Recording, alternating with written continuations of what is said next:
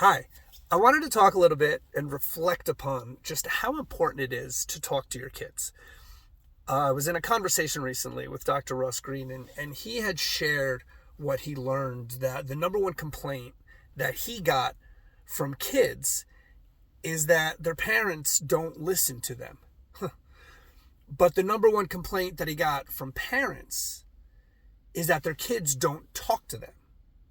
And he shared that kids stop talking when you insist on compliance.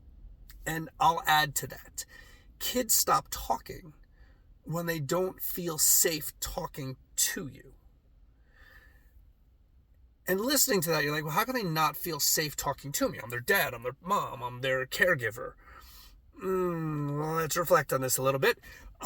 We use a lot of threats. We threaten to take away their iPhone or their iPad or video games when they don't do what we say, especially if they don't do it immediately when we say it. Now, if I am a kid, why the heck would I talk to you if that could be the end result?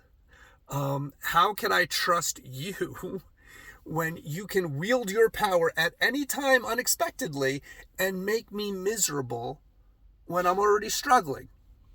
We're guilty of using threats a lot. Let me give you an example. I'm recording this right after the holidays. Now, there are families, many families, that use a plush elf to threaten to lose Christmas gifts from Santa if they're non-compliant or naughty or bad. We will say you're grounded, you're in timeout, wait until your father gets home, or the classic, that's it, I'm leaving, if they don't transition out from somewhere. The classic child abandonment threat. We need to have an honest conversation with ourselves. We use fear a lot to get compliance. And then we wonder why our kids won't talk to us. We're missing an opportunity here, a really big opportunity.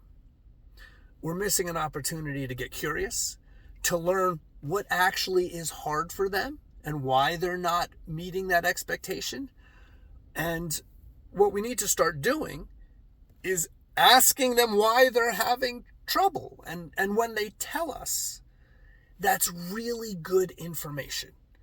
And then with that information, we can start solving problems, and we can start solving problems together.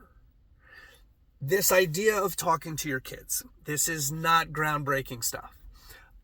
Just because they're smaller than us and younger than us, or that we have more lived experience, it doesn't mean that they can't have skin in the game with what happens next. In fact, when kids feel that they're heard, and that you, as the adult, as the caregiver, are genuinely curious about why something happened instead of just immediately doling out a punishment or a consequence, they feel that, and they're going to start talking more. And isn't that what we want?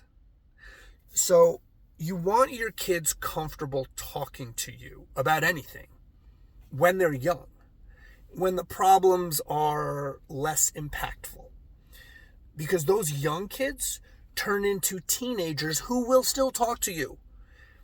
And as the father of two teenagers, you really want your teenagers to feel safe talking to you when their life decisions are much more impactful. You don't want them hiding things. You want them talking to you.